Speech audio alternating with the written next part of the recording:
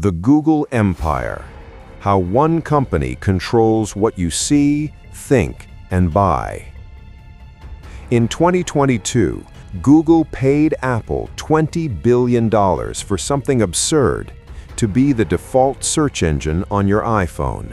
$20 billion, just so you wouldn't tap one extra button to choose something else. That's not a business deal, that's protection money, because Google knows that defaults are everything. 95% of iPhone users never change their default search engine, ever. But here's what should terrify you. That $20 billion wasn't an expense, it was an investment. Because what Google gets in return, your searches, your questions, your deepest curiosities, is worth infinitely more. And a federal judge just ruled they're using that data to break the law in ways we haven't seen since they broke up Standard Oil. The Internet's front door. Think about how you use the Internet. You open your browser, and what do? You Google something. Even when you know exactly which website you want, most people type Netflix into Google rather than the URL directly. Google controls 90% of search on desktop, 95% on mobile. Those numbers aren't natural, they're engineered. Between 2014 and 2021, Google's default placement payments quadrupled from $7 billion to over $26 billion annually. They paid Apple, Samsung, Mozilla, every phone manufacturer and browser developer. The strategy? Make Google the path of least resistance. And it worked.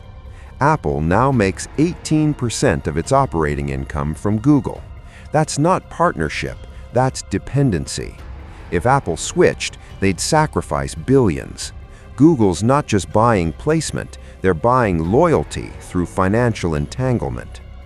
Microsoft offered Apple 90% of Bing's ad revenue to become Safari's default. Apple rejected it. Why? Because Google's monopoly means their absolute revenue is massive, so even a smaller percentage equals more dollars. Competitors can't break in because they can't afford the entry price. The data moat.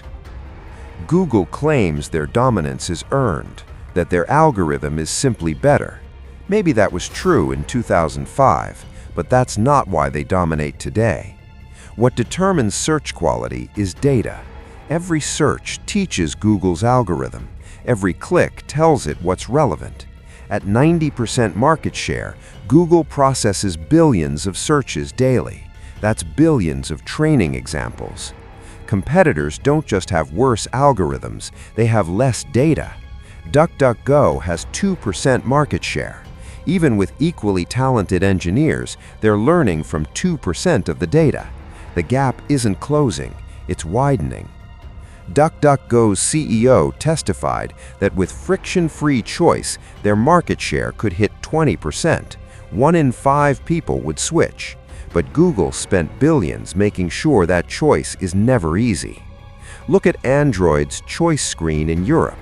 After regulators forced Google to offer options, Google made search engines pay to appear on that screen. It's an auction. Small competitors can't afford it. Users see choice, but it's an illusion. During the trial, the judge found Google destroyed evidence. They set chats to auto-delete. They marked documents as privileged to hide them. When a company that powerful works that hard to hide their strategy, what they're hiding matters. The AdTech monopoly. But controlling search is just the foundation. The real power is what Google does next, dominating digital advertising. Google made over $240 billion last year, most from ads. But these aren't regular ads, they're hyper-targeted advertisements powered by the most comprehensive map of human intent ever created. Here's the corrupt part. Google runs every level of the AdTech stack. They're the auctioneer operating the exchange. They provide tools for advertisers to bid. They run ad servers for publishers. They're the buyer, seller, and exchange operator simultaneously. In April 2025, a federal judge ruled this is illegal. Google monopolized AdTech and abused that power to inflate prices. The DOJ's analogy was perfect. It's like Goldman Sachs owning the New York Stock Exchange and competing with traders with insider information. Here's how it hurts you. Advertisers don't eat Google's 30 to 40% fees, they pass them on. When businesses pay Google half their ad budget, that cost goes into product prices. You're funding Google's monopoly with every purchase. Because advertisers have no alternative with equivalent reach, Google raises prices freely. The court found they charged artificially high prices because their monopoly eliminated negotiating power. That's not capitalism, that's extraction. The ecosystem trap. There's another pattern. Google watching which products succeed, then taking over those categories. Google Maps, YouTube, Gmail, Google Docs, Chrome, Android. Each captures a different slice of your digital life. Each feeds data back, making Google's AI smarter and their monopoly stronger. When ChatGPT launched, Google panicked. Not because they lacked technology, they'd built similar capabilities earlier.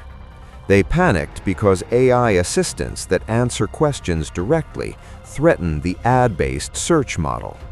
So they rushed out Gemini and now test AI-generated answers at the top of search results. These answers synthesize content from across the internet, shown without users clicking through. The websites that created that content get zero traffic, zero revenue. Google captures all the value. Think about the scale. Google controls Android, 70% of mobile operating systems, Chrome, 65% of browsers, YouTube, 2 billion users. When one entity controls the device, browser, search engine, and monetization, that's not a company, that's infrastructure shaping society. Why you can't leave? Because Google's built dependency at every level.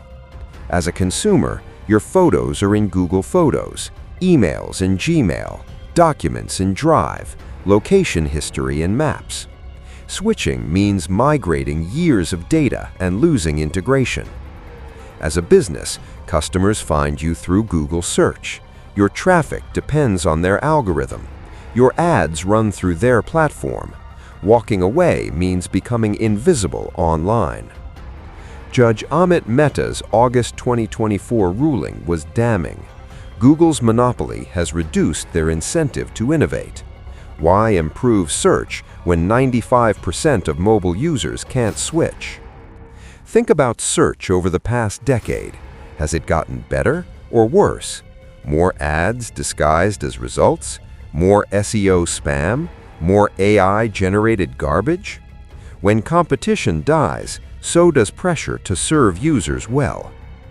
What happens next? The Department of Justice won both cases, search monopoly in August 2024, AdTech in April 2025. These are the biggest antitrust victories in 25 years. But winning isn't the same as fixing. Proposed remedies are dramatic.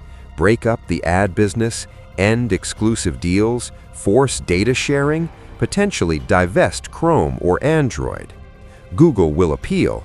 This could drag on 5 more years, and they continue operating exactly as before. Here's the truth. You have more power than you think. Google's monopoly exists because millions make individually rational choices that collectively create dependency. Change your default search engine, DuckDuckGo, Bing, Ecosia. Yes, results might be slightly worse.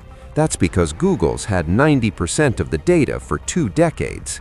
But every search you do elsewhere teaches that algorithm and weakens Google's moat. Switch browsers, Firefox, Brave, Safari.